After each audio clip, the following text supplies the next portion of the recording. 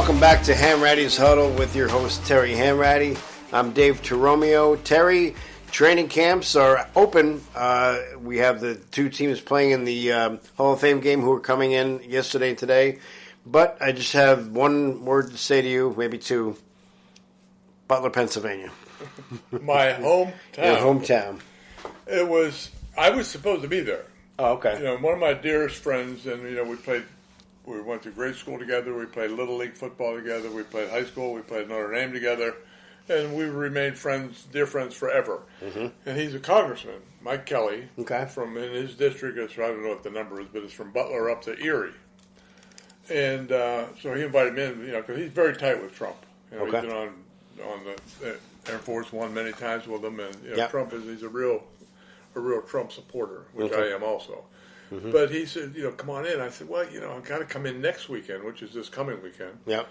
And I have to, the Steelers have a golf outing on Monday, and he and I plan to have dinner Sunday night in Butler, this coming Sunday night. So I said, I don't want to make the trip twice. In 2 weeks. So I said, okay, I've already committed to the Steeler thing. So I'm sitting on my couch watching this, where I'm supposed to probably be sitting behind President Trump. And this melee happened, and it was just mind-boggling. And the more and more that comes out, is you don't know where to put your finger. I mean, you could easily put your finger on, hope we're not that bad at protecting somebody, or is there a conspiracy? I mean, I want to get there. I'm going to go there Sunday, and we're going to go on the field where this all took place. Yeah. And I want to really visualize. I know the area really well, but I haven't been there, 50 years. So I just want to see, what the setup is, and try to figure out how this in the world this thing happened. Because now it comes out and it says that, an hour ahead of time he was a suspicious subject. They had eyes on him at least an hour before. And then a half hour before, he's legit. Where is he? Let's find this guy. And he gets a ladder. He buys a ladder. He buys 50 extra rounds of ammunition. He climbs up on the rooftop 100 yards away. And it boggles my mind that something like this could actually happen. And this is 2024. Yeah. And, but, I hate, Trump was there in 2020. Yeah. At the airport, local airport in Butler. And population in Butler is somewhere between 13 and 15,000. Right. You have different numbers. It's small. And they drew 55,000 people to see Trump that night. Mm-hmm. And nothing happened. And the traffic was fine. It was crowded, but everybody was patient and no craziness. And this time, it was a smaller area. Yep. So they couldn't get the 55. People were not let in. A lot of people were not let in because there wasn't any room. And there was probably about 25,000 people there. Okay. And it was 25,000 to 1. 25,000 loved Trump. Yeah. One guy didn't. Yeah. And the one guy, how he got away from all these Secret Service and FBI, CIA, whatever hell initial you want to put on it, who were attending this thing, boggles my mind. I think they did a good job of getting him, protecting him once the shot rang out, and they were on him in a heartbeat. But then, that was you get a lot of criticism from, the former CIA people and how they did that. Yeah. And I don't know, I guess, it's hard to practice something like this.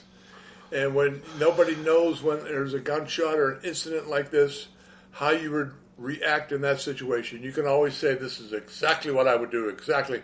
But when it really happens, that's when you know what you're made of. And you don't know until it happens. And it did happen, and it's been, I think there's a lot more to this than we know, and hopefully it comes out soon.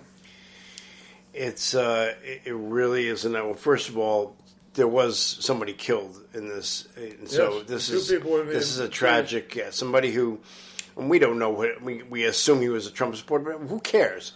Maybe he was there and he was deciding whether he wanted to vote for Trump. That's not the point. The point is that man lost his life, and he was a father and a husband, and now they're without that person because this deranged person wanted to pull this heinous act. The problem is, like you're saying, this doesn't pass the smell test in so many ways. How can anybody get that close with a ladder? I mean, with a rifle. When his parents called the police earlier in the day and said they had a concern. When the Secret Service head says, we don't want you going on the roof, guys, because it's too much of a slope. I mean, the slope is ridiculous. The slope, the guy who shot him was on a roof sloped at a much harsher angle. You and I would get up on our house roof, which is sloped a lot to clean the gutters, than this was. No doubt. Which we shouldn't do. Right. But we do it anyway. We did it, yeah. And you never think. I did it. My father had me on a sloped roof when I was 10 years old cleaning gutters. And you got guys that are 30, 35 years old in great shape. But they were inside, which I don't know what the hell they were going to do inside. But no, this is scary stuff. And the fact that he just, I think it was by the grace of God that he just turned his head right at the right time. And because that bullet was going right through his skull.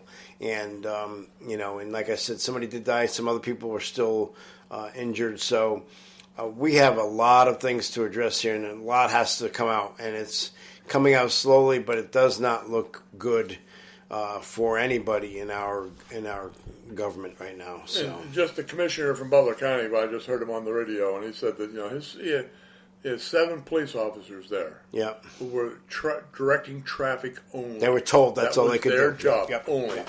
This other stuff is handled by us, whoever us was. That's right. But Butler, you just stay there and make sure the traffic gets in and out.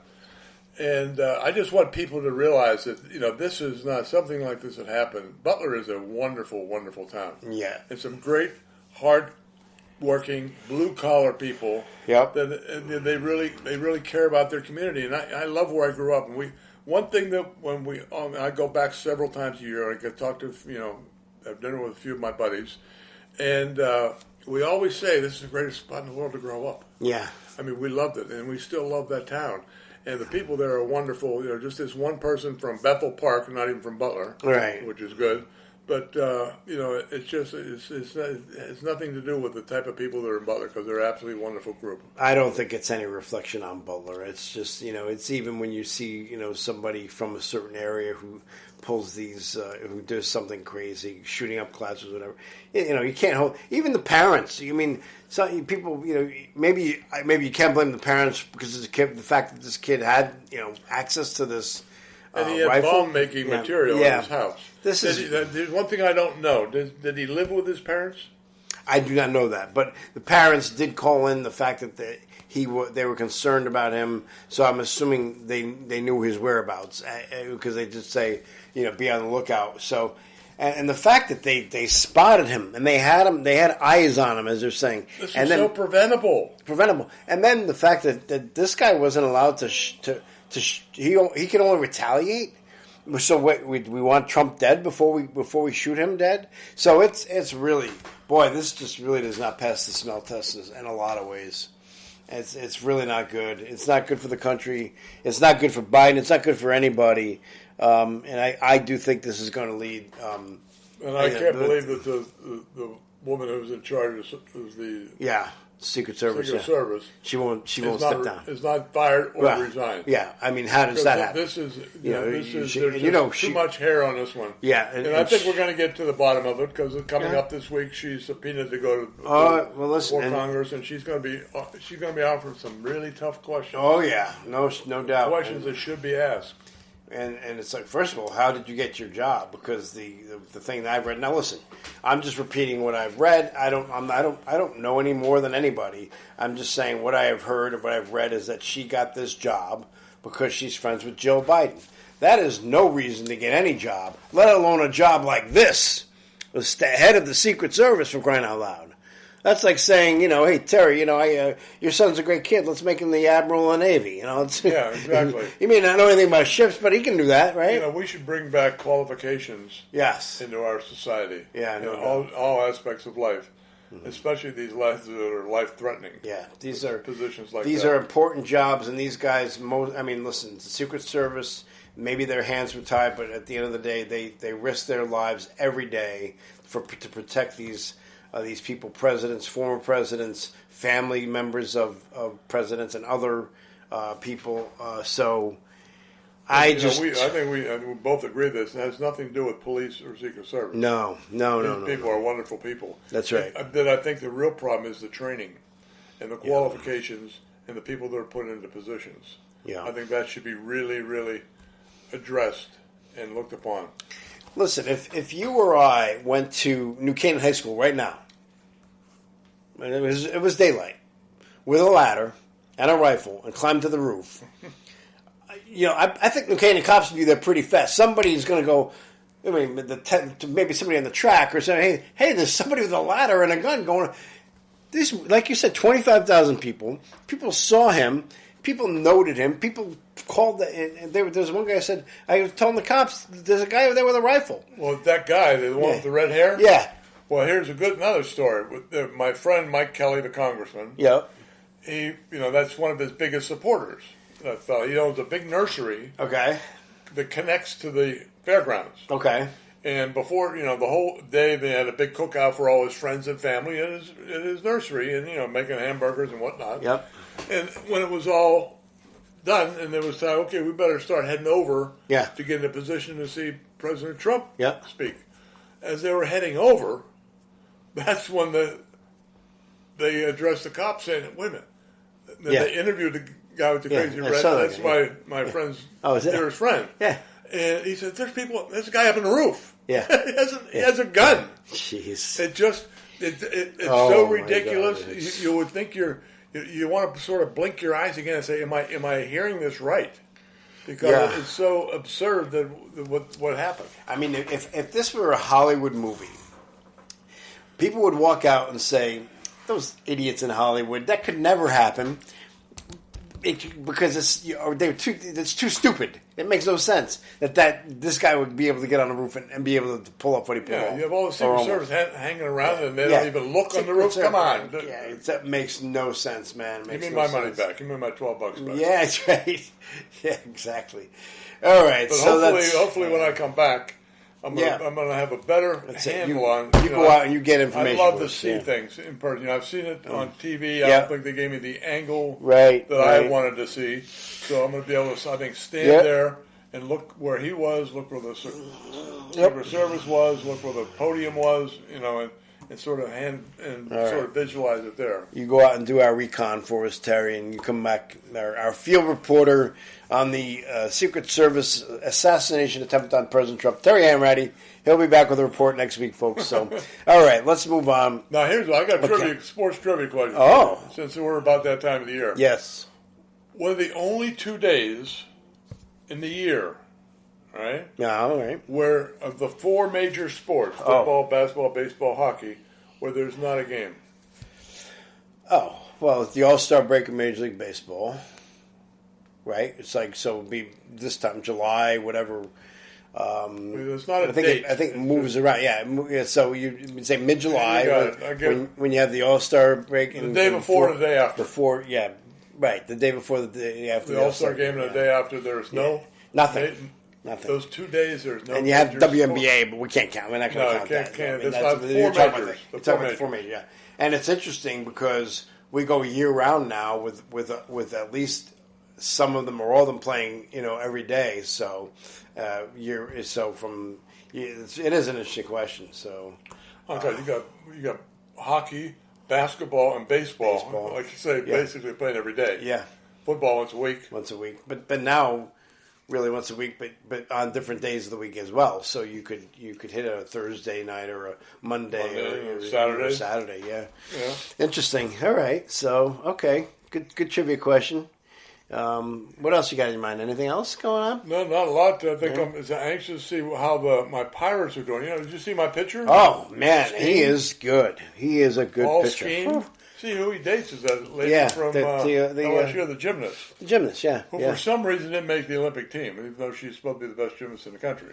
Well, that's weird. You got to wonder. There's a lot going around about Caitlin Clark not making the basketball team Olympics. Yeah, who knows? Why is this young lady not making the gymnastics? I don't know. You wonder, has that gotten political too? Paul Skeen, no one got the ball out of the infield. Right, including Aaron Judge. You got Soto He got him. He walked him. He walked him, right? And then the other guys ground out. Judge grounded the third. Weekly ground outs. Well, but the thing is, I mean, sometimes you can't touch this guy. You can't put the bat on the ball. He's got such great stuff. I mean, he has not lost a game.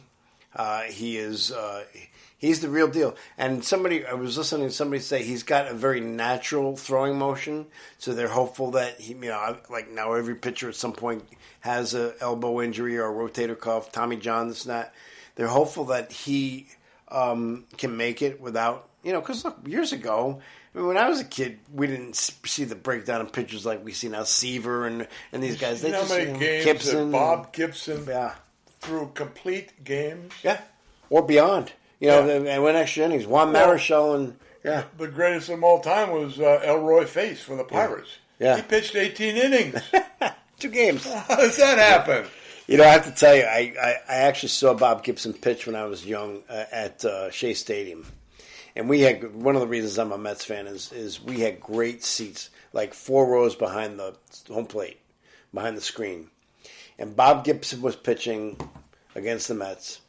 And as a kid, I'm sitting there going, I would never get beyond that, like outside that screen. I mean, this guy was throwing heat. I don't know how. I was thinking, how did this guy step into the box? Yeah. Plus, he was nasty, Bob Gibson. He was yeah. You dig in, I'm gonna lay down. Brought you back in a heartbeat. Yeah. So he was. But what fun to watch him pitch, and saw a lot of great players back in the day. So. And that was they were pitchers. They moved the ball around a lot. Yeah. Now, if you're say Greg Maddux, yep, they wouldn't even look at you.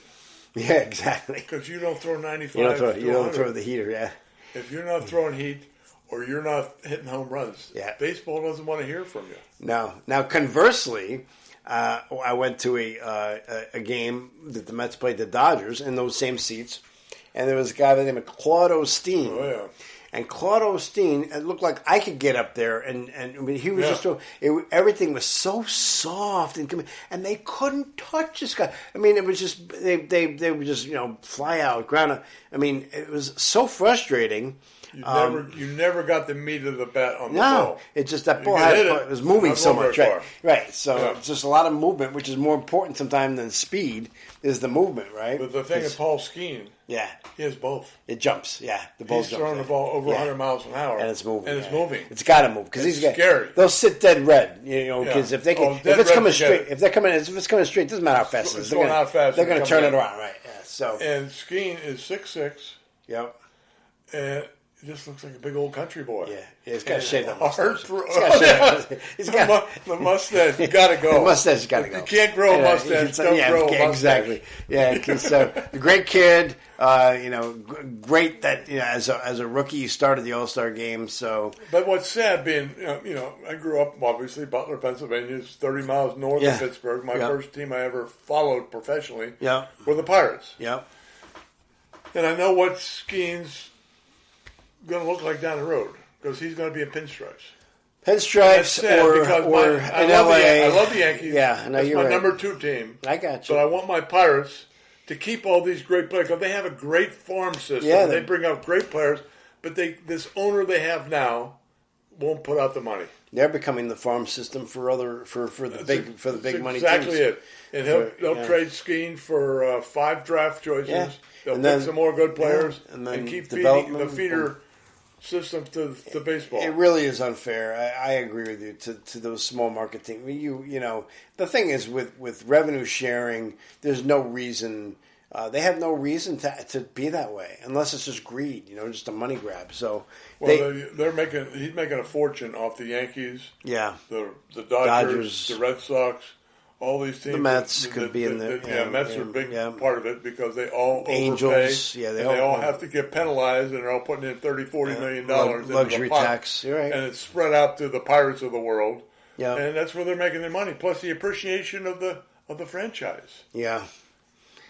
No, it's very interesting. It's not right. It's not good. I think that's something Major League Baseball has been trying to address for a long time. Well, that's one thing that you got to give a lot of credit to Pete Rozelle. Yes. Because back in the day when you had an American Football League, National Football League, and Rozelle saw the problem coming. Right. So he merged the two together. Right. and now they have revenue sharing. Yep. So the Steelers are making as much money as the Giants. Right. And, on the peripheral stuff. Well, here's a big problem now in all sports is, yes, whether it's the salary cap or whether it's the revenue sharing, if you're an athlete and you can go to Miami or Texas and play, and you get the same offer from New York, the taxes are so. This is. I think they need to address. In other words, they should be able to offer more money. They've changed it. Who? I know the NFL has. Okay. Where these guys are paying taxes in all these different cities. Yeah. Or different states. Right. Well, if you play, right? Yeah. If you play for the Pirates and you play in Oakland, California, you got to pay. You're paying that percentage of your game. Correct. To the California. You're there for 3 days, which is, I think, really stupid. Yeah, I agree. Back in my day, everybody paid tax for the team you played for. I paid tax in Pennsylvania. Right. And the guys that played for the 49ers played them in California. Yeah, why create such a headache trying to, because everybody's getting the same amount of money. Yeah. It's just if you're getting $100 from me rather than, I'm collecting from the guy from California. It makes no sense whatsoever. Because you're essentially on a business trip. And so that's like taxing a guy. Okay, you came to our city, you went to a convention, and you made money while you were here because it's silly. We're going to tax you now because you were in our city for that day. So that's essentially, you're right. That's another problem that they have to address. So very interesting. Thinking about that Dodger game I was at with Claudo's team. The Dodgers had a catcher by the name of Joe Ferguson. Do you remember Joe Ferguson? Sure. Yeah, good one. This guy hit a home run that day that, I don't know, have you ever been to Shea Stadium? Oh, yeah. Okay, you played there, yeah. But, okay, so... That's before they rerouted the Jets. Okay. Not the football team. Right, LaGuardia. They fly in the air. Right, they come right over the stadium. You come off the line of scrimmage, all of a sudden these Jets come in, you can't hear yourself think. I think they just wanted to fly over to get a look and see who's winning, right? So but Joe Ferguson hit a home run that day to left field that was literally rising when it hit the auxiliary scoreboard. So it's over the fact this thing was a rocket. I've never seen a ball hit like this. It was crazy. Yeah.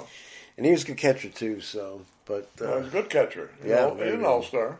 Yeah. Yep. So. Well, those are my memories. Not that anybody cares, obviously. At the end of the day, so we are really, boy. In the next, we're in mid-July. Well, they're all going to training camp now. Training camps. The training camps are opening. I'll be Monday. I'll tell you, I'm going to Butler. Yep. So I'm going to stay in Butler. Then I have dinner in Butler with my congressman Mike Kelly and another buddy of ours. Then I go down to Pittsburgh Monday. With a big Steeler golf outing. Okay. So that's kind of like their kickoff to training camp? Well, no, the current players are in camp. They're working out. Yeah. These are all the old fat guys. Oh, okay. The alumni. I got you. All right. And then what about when does Notre Dame come to camp? They must be, that's... Well, they don't leave. Yeah, they're there. College kids don't leave. They leave. Yeah. My son was at Notre Dame. I could not believe. Yeah. He came back from Notre Dame. Yep. To graduate from New Canaan High School. Wow. And he was already enrolled at Notre Dame. Yep. But they have to take summer school, every kid. Yeah. And they have like 2 weeks after the year is over for vacation. Yep. Then they start right back to summer school, working out. Yeah. Every day. You can see how it could lead to burnout. You really can. It's to me, when I played, I think it was the greatest ever. We didn't play bowl games. Yeah. So after the season was over, we got to come home like a normal student and meet up with your buddies who all went to different schools, and you have some good times, and had Christmas at home. Yeah. Then we'd go back. We'd have when summer, we'd have your spring practice, spring game, all that stuff. Then you see year's over, then you leave, and I'll see you in September or August. August, yeah. Well, the world changes. Sometimes it's a good change, sometimes it's not. So, all right, my friend, I think we can call it a day. Well, I think so. All right, so you're listening to Hanrattys Huddle with your host Terry Hanratty. I'm Dave Toromeo signing off. We'll see you next week, and we will have more football stuff and hopefully less conspiracy stuff. Later.